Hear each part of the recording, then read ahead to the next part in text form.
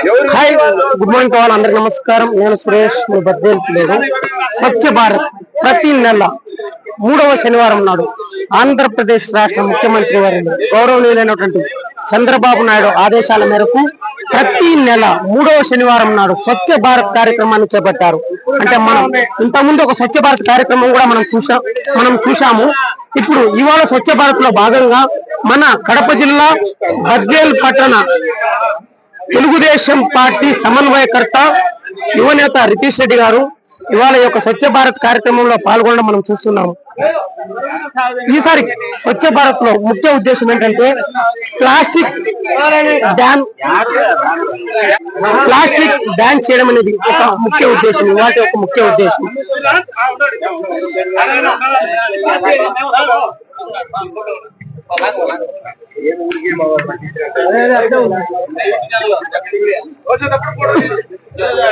ఎందుకంటే స్వచ్ఛ భారత్ కార్యక్రమాన్ని మన ప్రధానమంత్రి నరేంద్ర మోడీ గారు తొలిసారిగా మందిర్ మార్గ్ పోలీస్ స్టేషన్ లో ఈ యొక్క కార్యక్రమాన్ని వాళ్ళు మొదలుపెట్టడము, అటువంటి స్వచ్ఛ భారత్ కార్యక్రమాన్ని ఇవాళ మన బద్వేల్ పట్టణ తెలుగుదేశం పార్టీ యువనేత ఇన్ఛార్జ్ రితీష్ రెడ్డి గారు వారి యొక్క కార్యక్రమంలో పాల్గొనడం మనం చూస్తున్నాము.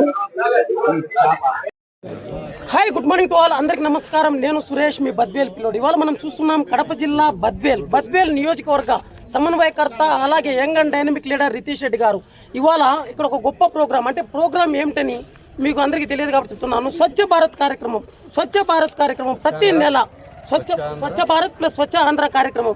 అంటే ఒక స్వచ్ఛ ఆంధ్రప్రదేశ్ కార్యక్రమం అనేది ఏంటంటే ఆంధ్రప్రదేశ్ రాష్ట్ర ముఖ్యమంత్రి గౌరవనీయులు నారా చంద్రబాబు నాయుడు గారి ఆదేశాల మేరకు ప్రతి నెల 3వ శనివారం నాడు ఈ యొక్క స్వచ్ఛ ఆంధ్ర కార్యక్రమానికి పిలుపునిచ్చారు. అలాగే మనము గతంలో మొదటిసారిగా చూసాము స్వచ్ఛ ఆంధ్ర కార్యక్రమం ఆర్డీఓ ఆఫీస్ దగ్గర. అలాగే ఇవాల్టి మన యొక్క ప్రోగ్రాం 2వ స్వచ్ఛ ఆంధ్రప్రదేశ్ కార్యక్రమం.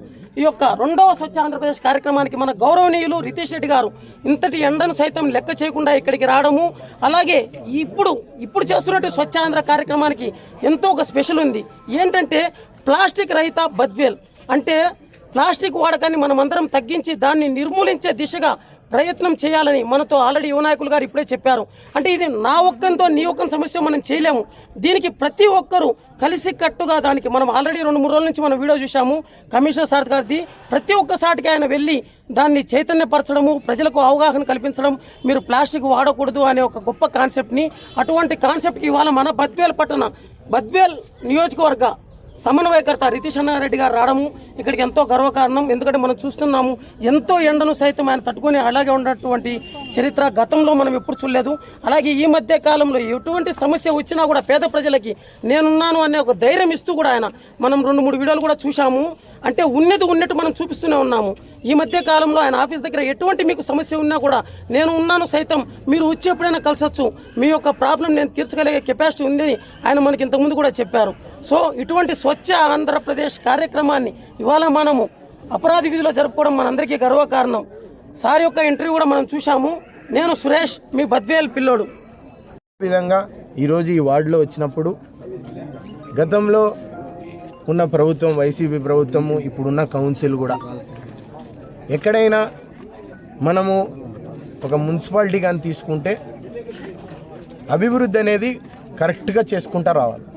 ఈరోజు ఇండ్లు లేని దగ్గర రోడ్లు వేయడం, వీళ్ళ రియల్ ఎస్టేట్ వ్యాపారానికి రోడ్లు వేసుకోవడం చేసి చాలా వాళ్ళకి బద్వేల్ ప్రజలకు కానీ ఇక్కడ ఉన్న వాళ్ళకి మున్సిపాలిటీలో కానీ తీవ్రమైన అన్యాయం జరిగిందని ఈరోజే మనం అందరం చూస్తున్నాం. వీళ్ళు పారదర్శకంగా లేకుండా కక్షపూరంగా ఎక్కడైతే తెలుగుదేశం వీధులు ఉన్నాయో, లేకపోతే తెలుగుదేశం పార్టీకి ఓట్లు వేసినారని, లేదా అక్కడ కౌన్సిలర్ గెలిచిన దగ్గర ఖచ్చితంగా ఈ ఫండ్స్ పెట్టలేదు. రేపొద్దున ఇది ఎక్కడైనా జరగవచ్చు కాబట్టి అందుకే అనుకుంటున్నా సమగ్రంగా అభివృద్ధి జరగాల. సంక్షేమం ఒక సైడు, అభివృద్ధి కూడా ఒక సైడు, 2 బ్యాలెన్స్గా జరగాలనేసి ఈరోజు కూటమి ప్రభుత్వం ముఖ్యమంత్రి గారి సూచనలు మరియు ఆదేశాలు. అందుకే త్వరలో ఇక్కడ వచ్చే ఫండ్స్ అన్నీ క్రమవారీగా సర్వే చేస్తున్నాం. వీటన్నిటినీ గవర్నమెంట్కి ఇప్పుడే ప్రపోజల్స్ పంపించినాం. ఉన్న వాటిలో జనరల్ ఫండ్స్ కానీ అన్ని ఫండ్స్ అందరికీ ఈక్వల్గా పంచాలా, అందరికీ పెట్టాలనేదే మా అందరికీ విజ్ఞప్తి. గతంలో జరగని వాటికి ప్రాధాన్యత ఇవ్వాలా. వాటన్నిటి మీద. లేదంటే ప్రజలు ఖచ్చితంగా వీళ్ళని, ఈ కౌన్సిలర్లు వీళ్ళందరూ వైసీపీ వాళ్ళు చేసే అరకాటాలని ముట్టడిస్తారు. మేము త్వరలో కూడా చెప్తాము, బుద్ధి కూడా చెప్పే ముందుకు వస్తారని మీ అందరికి చెప్తాను. ముఖ్యమంత్రి చంద్రబాబు నాయుడు గారి ఆదేశాల మేరకు బద్వేల్ 6వ వార్డులో స్వచ్ఛ భారత కార్యక్రమానికి బద్వేల్ మా ప్రీతమ నాయకుడు రితీష్ ఆధ్వర్యాన స్వచ్ఛ భారత కార్యక్రమాల కోసము ఈరోజు వార్డులో ప్రతి ఇల్లు ప్రతి రోడ్డు తిరిగి మా ప్రజా సమస్యలు కొన్ని విన్నవించినారు. వాటిని త్వరలో పరిష్కరిస్తామని సార్ మేము కోరుకుంటున్నాం. గౌరవనీయులు ముఖ్యమంత్రి శ్రీ నారా చంద్రబాబు నాయుడు గారు ప్రవేశపెట్టిన ప్రతి 3వ శనివారం స్వచ్ఛాంధ్ర స్వచ్ఛ దివాస్ కార్యక్రమానికి ఈరోజు 6వ వార్డులో మన బద్వేల్ పురపాలక సంఘం నుంచి ఏర్పాటు చేసుకోవడం జరిగింది. దానికి గౌరవ పార్టీ కార్యకర్తలు, గౌరవ కౌన్సిలర్ గారు, మున్సిపల్ సిబ్బంది, మెప్పా సిబ్బంది అందరూ కూడా హాజరు కావడం జరిగింది. ఈరోజు ప్రోగ్రాం చెత్తను వేరు చేయడము, చెత్త సేకరణతో పాటు శానిటైజేషన్తో పాటు ఈ సింగిల్ యూజ్ ప్లాస్టిక్ను నిషేధించడానికి గత నెల నుంచి కూడా మనం అన్ని షాపులు అవేర్నెస్ ప్రోగ్రామ్ కండక్ట్ చేసి ఈ రోజు నుంచి బ్యాన్ చేయమని చెప్పడం జరిగింది. అందులో భాగంగా దానికి ఏది ప్రత్యామ్నాయం అనేది కూడా గవర్నమెంట్ ఇవ్వడం జరిగింది. అది కూడా అందరికీ చెప్పడం జరిగింది. ఆ ప్రోగ్రామ్ ను డిస్ప్లే చేయడంతో పాటు పబ్లిక్ అవేర్నెస్ చేయడం జరిగింది. కాబట్టి మళ్ళీ నెక్స్ట్ శనివారం కూడా వేరే వార్డు తీసుకోవడం జరుగుతుంది. ఇట్లా పబ్లిక్ బయట వేయకుండా మన చెత్త సేకరణ వాహనానికి వేయాలి. ఆ విధంగా ప్రతి శనివారం కూడా మనం మోటివేట్ చేసుకుంటాం. అందరికీ నమస్కారం. ఈరోజు ముఖ్యమంత్రి నారా చంద్రబాబు నాయుడు ఆదేశాల మేరకు ప్రతి 3వ శనివారం స్వచ్ఛాంధ్ర స్వచ్ఛ దివస్ లో ఈరోజు ఇక్కడ ఉన్న అందరూ ప్రజాప్రతినిధులు మరియు ఇక్కడ కూటమి నాయకులు మరియు మెప్మా సిబ్బంది, అధికారులు, కమిషనర్ గారు అందరూ దీంట్లో పాల్గొనడం జరిగింది. ఈరోజు ఇక్కడ మొట్టమొదటిగా ప్రజలందరూ చైతన్యపరచడం మన అవసరం.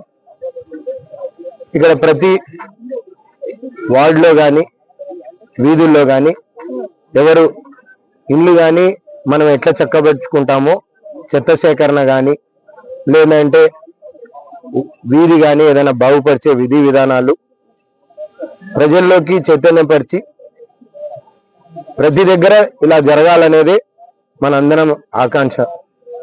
ఈరోజు ఊరు బాగుంటే పరిసరాలు అన్నీ బాగుంటే ఎటువంటి ఇబ్బందులు రోగాలు ఇవన్నిటికీ దూరంగా ఉండొచ్చు అనేసి ప్రజలందరికీ మా విజ్ఞప్తి. ఎందుకంటే మన ఇల్లు నీట్గా పెట్టుకున్నట్టే పక్కన ఇళ్ళు కానీ లేదంటే వీధులు కానీ అందరు కలిసికట్టుగా రావాలా, ఇది అందరు చేయాలనేదే మా విజ్ఞప్తి. దీంతో పాటు ప్లాస్టిక్ నిషేధన గతంలో కొన్ని నెలల నుంచి చెప్పుకుంటా వస్తున్నాం.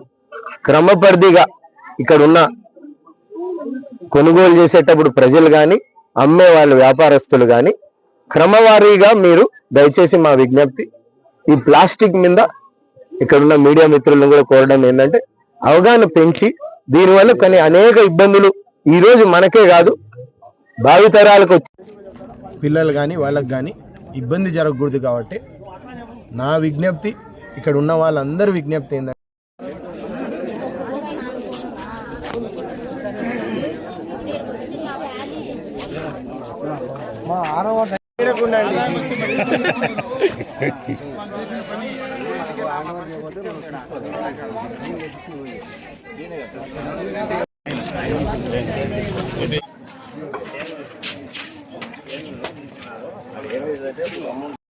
బద్వేల్ పురపాలక సంస్థ మన రాష్ట్రాన్ని, దేశాన్ని ప్లాస్టిక్ నుండి విముక్తి కల్పిద్దాం, ప్లాస్టిక్ రహిత బద్వేల్ను సాధించుకుందాం.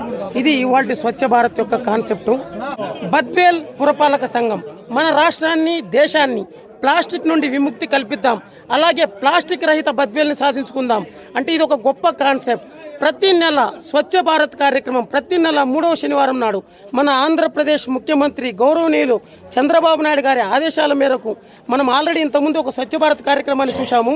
అంటే ఈ యొక్క స్వచ్ఛ భారత్ కార్యక్రమం మొట్టమొదటిసారి 2014లో భారతదేశ ప్రధానమంత్రి నరేంద్ర మోడీ గారు మందిర్ మార్గ్ పోలీస్ స్టేషన్లో తనే చీపురు బట్టి స్వయంగా ఊడ్చి ఈ యొక్క స్వచ్ఛ భారత్ కార్యక్రమాన్ని ఆయన మొదలుపెట్టారు. అటువంటి స్వచ్ఛ భారత్ కార్యక్రమాన్ని ఇవాళ మన బద్వేల్లో కూడా మనం తొలిసారిగా ఒకసారి చూశాము. అలాగే ఇవాళ యొక్క స్వచ్ఛ భారత్ కార్యక్రమంలో ముఖ్య ఉద్దేశం ఏంటంటే ప్లాస్టిక్ రహిత బద్వేల్, అంటే ప్లాస్టిక్ వాడక వినియోగాన్ని మనం తగ్గించుకుందాం, మన యొక్క హెల్త్ని బాగా చూసుకుందాం అనే ఒక ముఖ్య కాన్సెప్ట్. అంటే ఈ యొక్క ప్లాస్టిక్ ఏంటంటే భూమిలో కరిగేదానికి కొన్ని వేల సంవత్సరాలు పడుతుంది. సో మీరందరూ కూడా ఈ యొక్క ప్లాస్టిక్ కవర్లను వాడడం ఆపేస్తే కనుక మనము మన యొక్క పర్యావరణ సమాజాన్ని నిర్మించుకోగలుగుతాం.